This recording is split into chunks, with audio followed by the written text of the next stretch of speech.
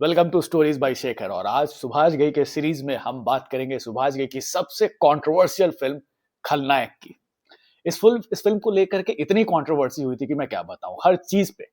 Film के title को लेकर के, फिल्म के गानों को लेकर के, फिल्म की कास्टिंग को लेकर के, फिल्म के रिलीज डेट को लेकर के, मतलब टू मच कंट्रोवर्सीज। और इन कंट्रोवर्सी से एक फायदा जो खलनायक को हुआ था कि इस फिल्म को फ्री पब्लिसिटी बहुत मिल गई थी। तो सुभाष घई को बहुत ज्यादा खर्चे नहीं करने पड़े थे पब्लिसिटी को लेकर के। लेकिन इसकी बनने की कहानी भी बहुत फैसिनेटिंग है।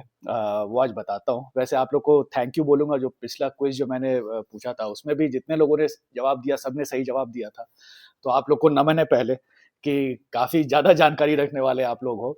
और इस वीडियो के एंड में भी मैं एक सवाल पूछूंगा, एक डायलॉग सुनाऊंगा और बताना है कि वो किस फिल्म का है। तो एंड में एंड तक देखिएगा इस वीडियो को, तब वो क्विज आएगा। तो अब बात करते हैं मेकिंग ऑफ खलनायक की।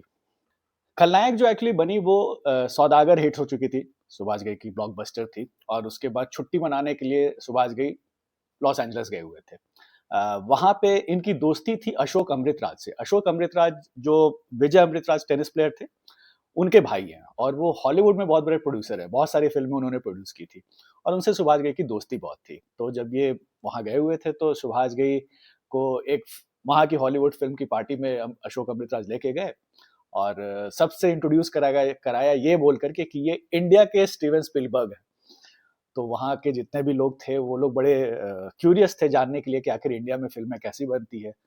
तो खूब पार्टी में बात बात हुई। उसके बाद अशोक अमृतराज ने सुभाष घई से कहा कि तुम हॉलीवुड के लिए क्यों नहीं फिल्म बनाते। तो सुभाष घई को लगा कि बात में तो दम है, बॉलीवुड में तो जितना करना था कर ही लिया है, हॉलीवुड में भी सोचना चाहिए। तो उनके दिमाग में एक स्टोरी थी। और उस वो स्टोरी को उन्होंने अशोक अमृतराज के साथ शेयर भी किया। और उसका टाइटल जो था वो सोचा था द नेगेटिव्स करके। कहानी जो भी प्लॉट सुनाया अशोक अमृतराज को सुभाष घई ने, अशोक अमृतराज को वो पसंद आया। फिर ये डिसाइड हुआ कि जो एडी मर्फी है और ओमर शरीफ है वो इस फिल्म में एक्टिंग करेंगे। और कहानी कुछ ऐसी थी कि एडी मर्फी जो है वो एक क्रिमिनल है और ओमर शरीफ एक इन्वेस्टिगेटिव ऑफिसर है। और मर्फी को पुलिस ने अरेस्ट कर लिया है। लेकिन मर्फी जो है वो एक चैलेंज देते हैं शरीफ को कि मैं जेल से भाग जाऊंगा इस सर्टेन डेट को। और ये चैलेंज एक्सेप्ट कर लेते हैं जो जेलर हैं उमर शरीफ। और फिर होता है कि वो मर्फी भाग भी जाते हैं। और भाग करके एक बार उनकी मुलाकात किसी लड़की से होती है। वो जापानीज मार्शल आर्ट वाली लड़की है। और इन दोनों में प्यार हो जाता है, उस लड़की को ये प्रेग्नेंट कर देते हैं। और फिर वो छोड़ के भाग जाते हैं। ये खबर इंस्पेक्टर को पता चलती है और वो उस प्रेग्नेंट औरत के बच्चे डिलीवर होने का वेट करते हैं। और जब बच्चा डिलीवर होता है तो ये वर्ड स्प्रेड कर देते हैं कि इस लड़की को मर्फी जो है वो प्रेग्नेंट करके चला गया था, उसे एक बच्चा हुआ है। उन्हें लगता है कि जो मर्फी है वो सुनेगा कि मैंने जिस लड़की के साथ वैसा किया तो उसे एक बच्चा हो गया, तो मैं वापस आ जाऊंगा। लेकिन ऐसा होता नहीं है। तो फिर शरीफ जो है वो बहुत टेंशन में आ जाते हैं। लेकिन जिस दिन वो जेल जाते हैं तो देखते हैं कि मर्फी जेल में ऑलरेडी मौजूद है। और वहीं पे फिल्म की कहानी कुछ खत्म हो जाती है।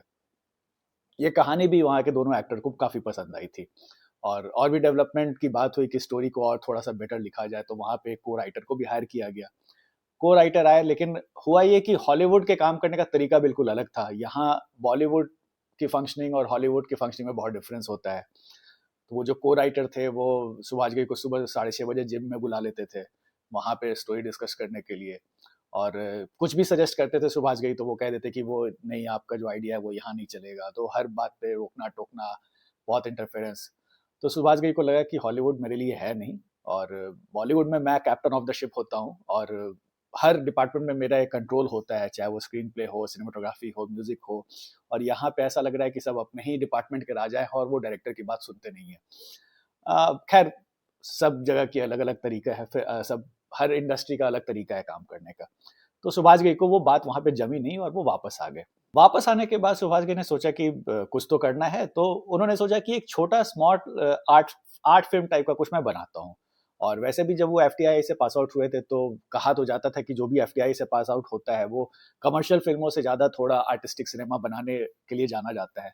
तो इन्होंने सोचा कि एक स्मॉल बजट का फिल्म बनाता हूँ। और उसका थोड़ा सा थीम भी वैसा ही रखूंगा कि आर्टिस्टिक थोड़ा लगे। और एक न्यूज़पेपर आर्टिकल उन्होंने पढ़ा था कि किसी क्रिमिनल के बारे में, कि वो कैसे क्रिमिनल बन गया, जो कि उसके ज़िंदगी में प्यार नहीं था। और वो due to the craving for love वो क्रिमिनल रास्ते पे चला जाता है, और ये कहानी इनका बेसिक प्लॉट था। और सोचा था कि, और चूंकि इस जो क्रिमिनल है उस सबसे ज्यादा वो अपनी माँ से प्यार करता था, और माँ भी जो है वो इसे ठुकरा देती है किसी वजह से, तो ये लड़का क्रिमिनल बन जाता है।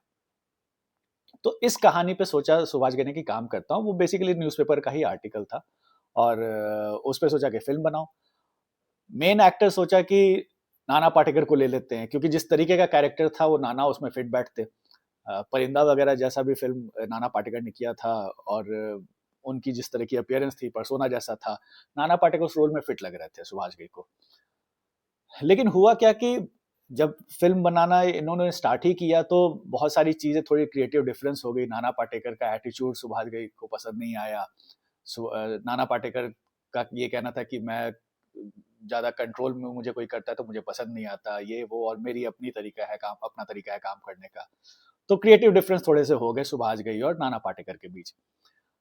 तो और सुभाष घई की टीम ने उन्हें समझाया कि सर आप बड़े फिल्म बनाते हो, बिग बजट की फिल्म बनाते हो, तो आप क्यों छोटे बजट की फिल्म में पड़ रहे हो? आप कमर्शियल फिल्म बनाओ, एंटरटेनर, और इसी आइडिया को हम लोग और बेटर तरीके से डेवलप कर सकते हैं ताकि मासेस को पसंद आए।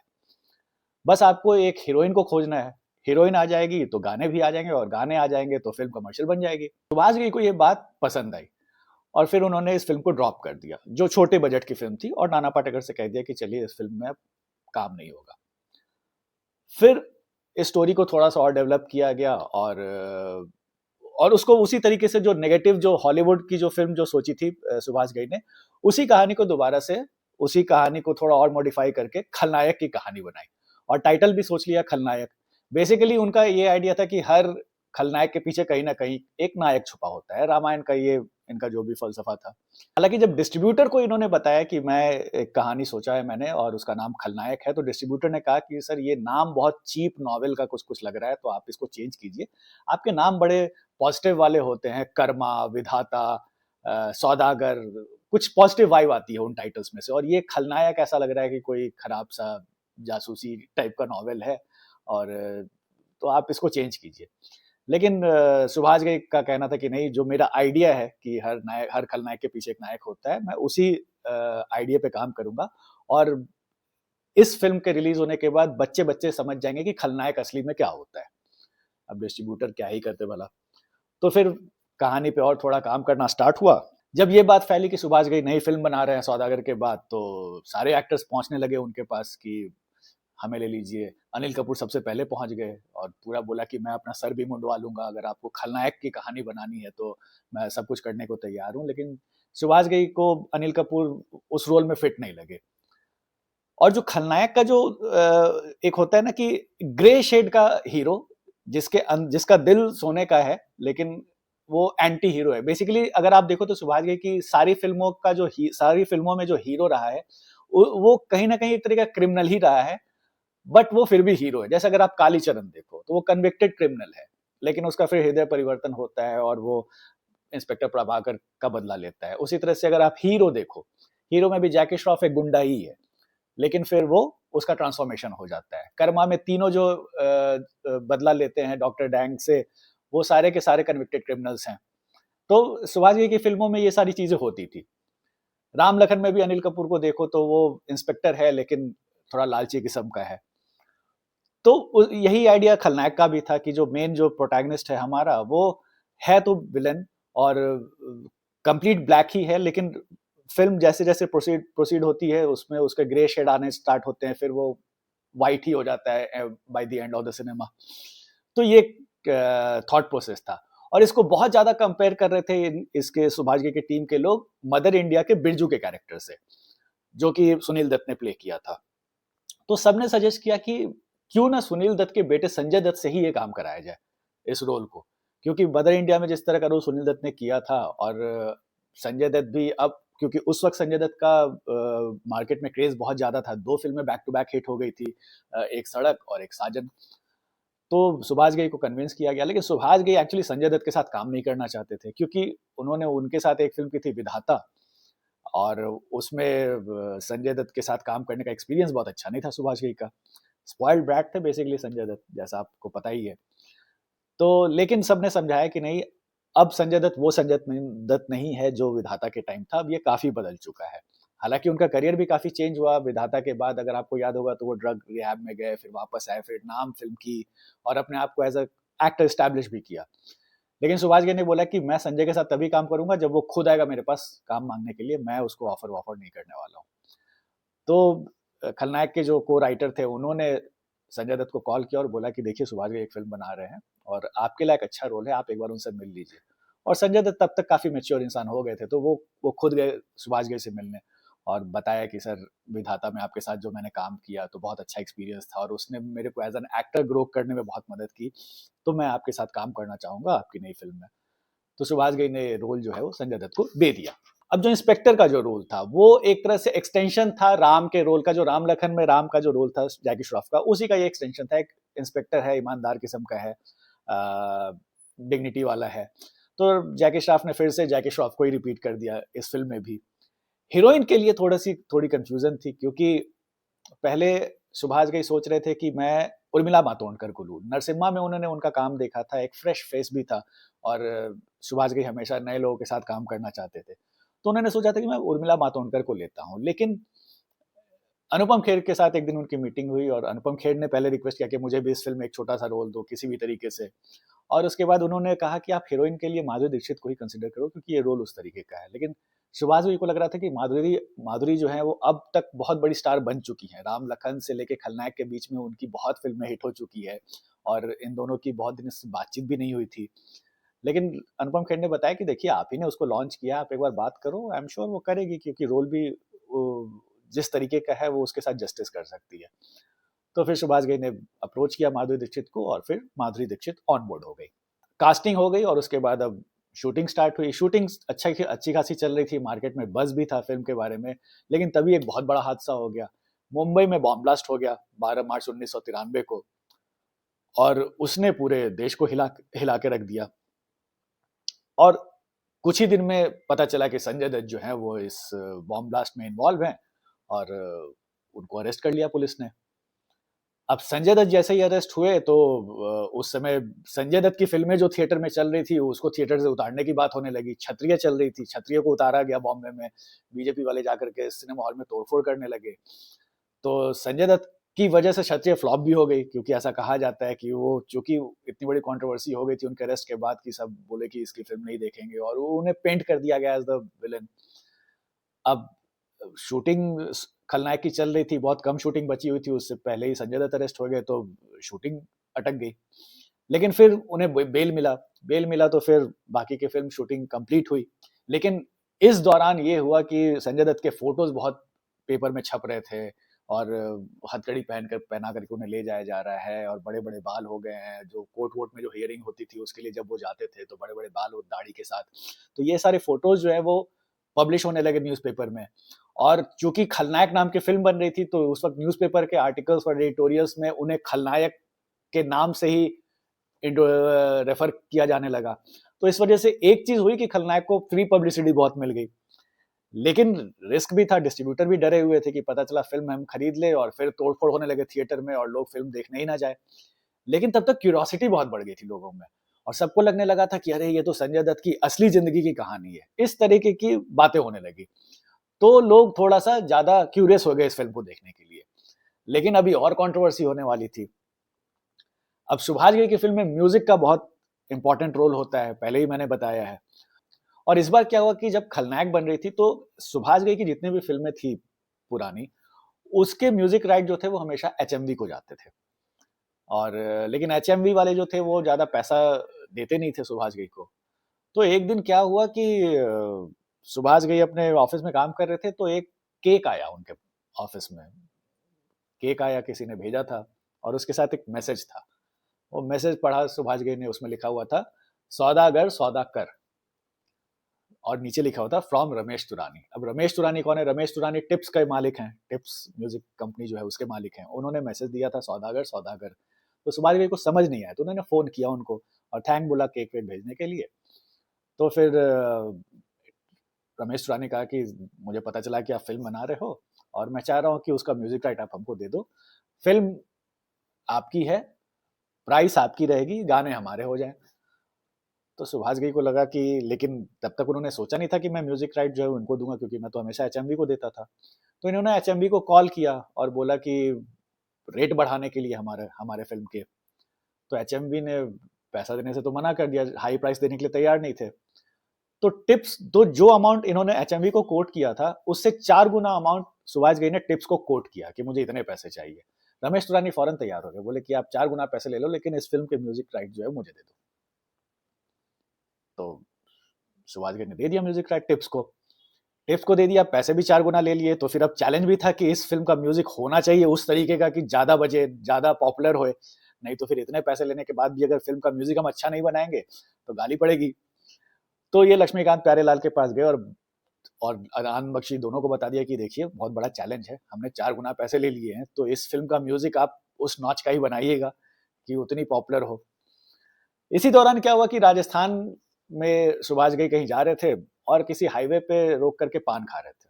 तो वहां पे क्या हुआ कि अगर आप कभी राजस्थान गए तो आपको बहुत सारे उस तरह के लोग दिख जाएंगे, वो एक तारा लेकर के गाना वाना बजाते रहते हैं, फोक टाइप के जो सिंगर्स होते हैं। तो एक पान दुकान पे खड़े थे और सुभाष घई और एक बंदा था, वो राजस्थानी पगड़ी पहन करके एक तारा पे एक म्यूजिक बजा रहा था। और वो जो म्यूजिक, जो ट्यून था वो बिल्कुल वैसा ही था।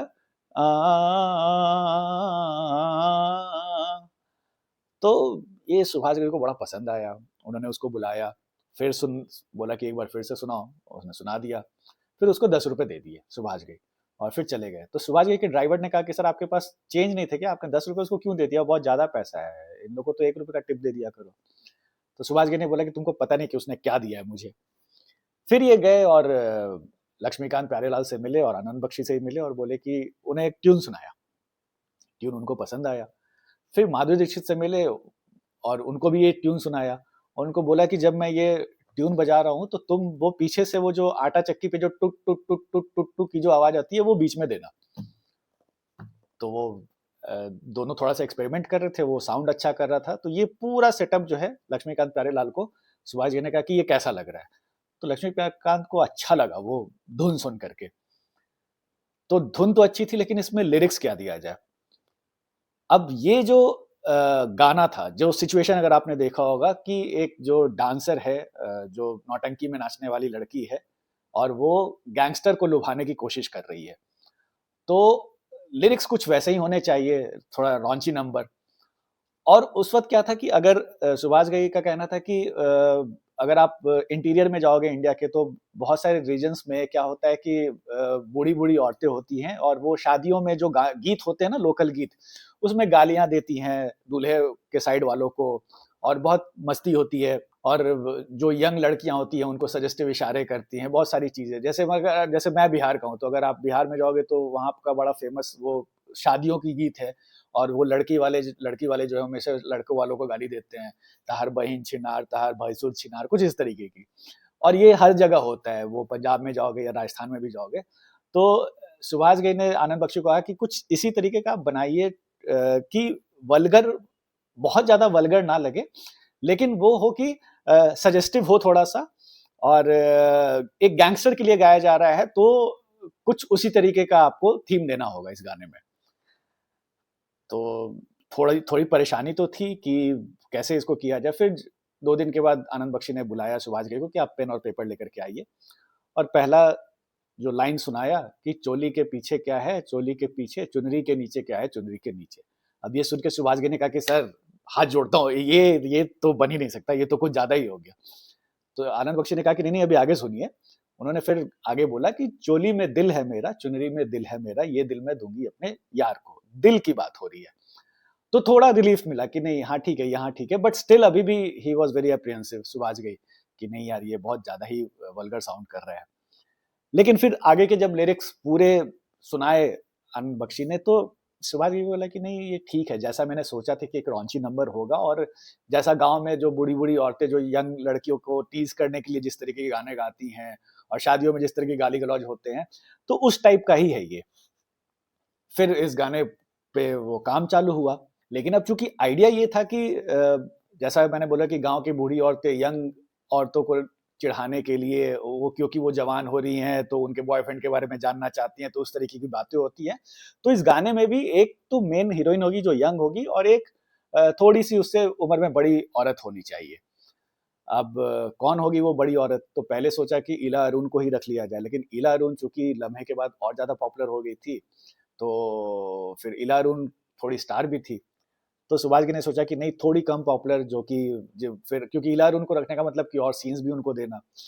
तो सतीश कौशिक से एक बार सुभाष घई की मुलाकात हुई और उन्होंने बोला कि आप नीना गुप्ता को ले लीजिए, बहुत अच्छी एक्टर हैं वो, और वो ये कर भी लेंगी। तो नीना गुप्ता को बुला लिया गया। नीना गुप्ता, अब चूंकि अगर आपने फिल्म देखी है तो आपको पता हो कि नीना गुप्ता चंपा मौसी या चंपा बुआ उनका नाम है, और माधुरी दीक्षित की वो गुरु हैं डांस में। लेकिन नीना गुप्ता एक्चुअल में बहुत अच्छी डांसर नहीं थी, तो सरोज खान ने सुभाष घई को बोला कि इन मैडम को तो डांस करने ठीक से आता नहीं है। तो सुभाष घई ने कहा कि आप एक काम कीजिए, नीना गुप्ता के सिर्फ क्लोजअप शॉट्स लीजिए, जितने भी लिरिक्स आ रहे हैं वहां पे नीना गुप्ता का क्लोजअप शॉट लगाओ, और बाकी आप माधुरी दीक्षित के स्टेप कीजिए। ये आइडिया पसंद आया और इसी तरीके से शूटिंग हुई। शूटिंग हो गई, गाना बन गया, और भी गाने बने, और फिर जब गाना रिलीज हुआ तो रिकॉर्ड तोड़, मतलब 10 मिलियन से ज्यादा कैसेट्स बिके टिप्स के, खलनायक के। इवन कैसेट्स ब्लैक में भी मिलने लगे। लेकिन चूंकि ये गाना का जो लिरिक्स था, जो कि सुभाष घई को पहले ही लगा था कि जरूर कंट्रोवर्सी होने वाली है, और वही हुआ। इसको लेकर के बहुत सारे विमेन राइट ग्रुप ने कंप्लेन फाइल किया और सुभाष घई को नोटिस भी किया, बात कोर्ट में भी पहुंच गई। अब सुभाष घई सोचे कि इसको कैसे कंट्रोल किया जाए।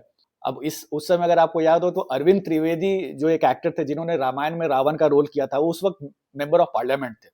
तो उन्होंने पार्लियामेंट में सवाल उठा दिया कि इस तरह के गाने बज रहे हैं, आज आप चोली के पीछे क्या है पूछ रहे हो, कल को आप दिखाने भी लगोगे कि क्या है, तो इस तरह की वल्गैरिटी को हमारे समाज से खत्म करना चाहिए।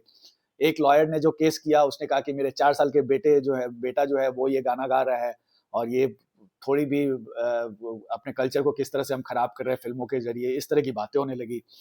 अब लगा कि फिल्म पे एक तो ऐसे ही संजय दत्त को लेकर के कंट्रोवर्सी है, पता चला इस गाने को लेकर के ये हो जाएगी, फिल्म कहीं ना बंद हो जाए। तो सुभाष घई ने बाला साहब ठाकरे को अप्रोच किया और उनके लिए एक स्क्रीनिंग रखी। बाला साहब ठाकरे का चूंकि उस वक्त बॉम्बे इंडस्ट्री में बहुत ही वजन था और पॉलिटिक्स में भी उनका दबदबा कुछ ज्यादा था, उनकी बातों को लोग जल्दी इग्नोर नहीं करते थे, तो उनको स्क्रीनिंग कराई। फिल्म बाल ठाकरे को पसंद आई और उन्हें अपील भी किया कि मैं सुभाष घई के साथ हूँ और इसमें ऐसा कुछ भी नहीं है कि फिल्म को आप सेंसर करो या कुछ भी। लेकिन फिल्म को दोबारा सेंसर के पास भेजा गया, तो सेंसर बोर्ड ने देखा तो उन्होंने कुछ कट सजेस्ट किए, और खास करके चोली के पीछे में एक स्टेप जो था उसको कट करने के लिए बोला गया। तो उसमें दरअसल अगर हुआ ये था कि जैसे इस तरीके से आप पहले माधुरी दीक्षित का क्या था कि वो ऐसे दुपट्टे में रहती हैं, और जब वो पूछती हैं कि चोली में दिल, तो पहले वो इतना दिखाती हैं कि ये दिल है मेरा। तो ये चीज को सेंसर ने बोला कि इसको हटाने के लिए, तो अगर आप देखोगे तो फिर वो डायरेक्ट अपना चेहरा दिखाती हैं माधुरी दीक्षित और कहती हैं कि चोली में दिल है मेरा। तो ये जो ब्रेस्ट शोइंग जो था एक तरीके का, उसको हटा दिया सेंसर ने। तो ये छोटा सा कट जो है वो इस गाने में इंट्रोड्यूस किया गया। इस तरीके से सेंसर ने इसको क्लियर किया एक माइनर से कट को लेकर के। अब फिल्म रिलीज की बात थी, पहले प्रीमियर हुआ, उसमें बहुत सारे लोग आए फिल्म इंडस्ट्री के। लेकिन उसी प्रीमियर में क्या हुआ कि सावन कुमार तक आए हुए थे, जो डायरेक्टर हैं सनम बेवफा और सौतन जैसे फिल्मों के। तो उन्होंने सुभाष घई को बोला कि मैं एक फिल्म बना रहा हूँ और रिलीज करने वाला हूँ, उसका नाम है खलनायिका। तो सुभाष घई हंसने लगे कि अरे ये तो बिल्कुल खलनायक जैसा है, लेकिन अभी रिलीज डेट नहीं पता था कि ये कब रिलीज करने वाले हैं। 2 दिन के बाद सुभाष घई ने अनाउंस किया कि मेरी फिल्म जो है वो 6 अगस्त को रिलीज होने वाली है, 6 अगस्त 1993 को। इन्फॉर्मेशन मिली कि सावन कुमार भी जो है वो उसी दिन इस फिल्म को रिलीज करने वाले हैं, खलनायिका को।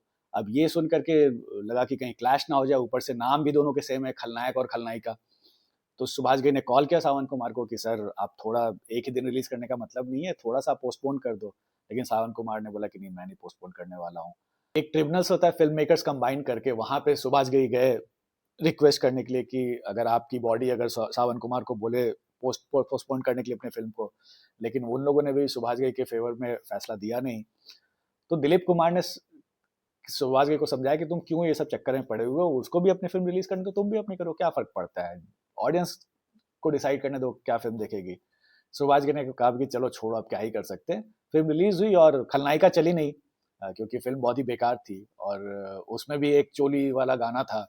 लेकिन सुभाष घई की फिल्म ज़्यादा बेटर थी, वो तो सभी जानते थे। फिल्म रिलीज़ हुई और बम्पर ओपनिंग, और चूँकि जैसा संजय दत्त के अरेस्ट को लेकर के इतनी कंट्रोवर्सी ऑलरेडी हो चुकी थी, जो पोस्टर भी जो बनाया संजय दत्त का, वो जेल वाला ही था, कि संजय दत्त हथकड़ी पहने हुए हैं। तो ये सब पोस्टर्स देख कर के और भी लोगों में ज़्यादा क्यूरियोसिटी कि ये तो पक्का ओरिजिनली जो संजय दत्त की रियल लाइफ स्टोरी है वही होगी इस फ़िल्म में। तो इस वजह से लोग देखने भी चले गए और फ़िल्म लोगों को देख कर के पसंद भी आई। संजय दत्त ने बहुत अच्छा काम भी किया। अगर आप देखोगे तो वास्तव और मुन्ना भाई से पहले अगर बेस्ट परफॉर्मेंस संजय दत्त की बात होगी तो खलनायक उसमें एक जरूर रहेगी, क्योंकि अपना सरेंडर कर दिया था बिल्कुल संजय दत्त ने अपने आप को सुभाष घई के सामने कि आपको मेरे से जो कराना है करा लो। और उनका जो मैनरिज्म वगैरह भी था, अगर आपका संजय दत्त का, अरे ये तो मुन्ना है साहब, उस तरीके का। और वो एक एक फनी टाइप का कैरेक्टर भी था, खूंखार भी था लेकिन फनी भी था, और राइट इमोशन राइट टाइम पे दिखाने वाला बंदा। तो वो सारी चीजें थी। फिल्म रिलीज हुई, फिल्म लोगों को बहुत पसंद आई, और उस साल की खलनायक जो है वो सेकंड हाईएस्ट ग्रॉसर बनी। उस साल सबसे बड़ी हिट जो हुई थी वो गोविंदा की फिल्म आंखें हुई थी। लेकिन खलनायक को पुश अच्छा खासा मिला, और सुभाष घई की सौदागर के बाद एक और जो फिल्म रिलीज हुई वो ब्लॉकबस्टर साबित हुई। इसके टिकट ब्लैक में मिल रहे थे क्योंकि इतना क्रेज था उस वक्त संजय दत्त को देखने का, all because of that Tada arrest वाला जो केस हुआ था उस वजह से। लेकिन वही है, पब्लिसिटी जैसे भी हो कभी कभी काम ही आ जाती है। तो सुभाष घई के भी करियर में और संजय दत्त के भी करियर में एक और हिट इस तरीके से शामिल हो गया। अब आते हैं आज के क्विज पे। पिछले वीडियो में जो क्विज था, जो डायलॉग मैंने सुनाया था उसका आप सबने जवाब सही दिया था, रोटी फिल्म का वो डायलॉग था। और आज जो डायलॉग है वो थोड़ा सा अलग है, मैं देखता हूँ कि इस डायलॉग को कितने लोग पहचानते हैं। वो डायलॉग कुछ ये है, हुस्न की चक्की चली, एक दाना फंस गया, तुम फंसे तो क्या फंसे दिलनवाज, सारा जमाना फंस गया। चलिए बताइए कि ये किस फिल्म का डायलॉग है। मिलते हैं अगले एपिसोड में।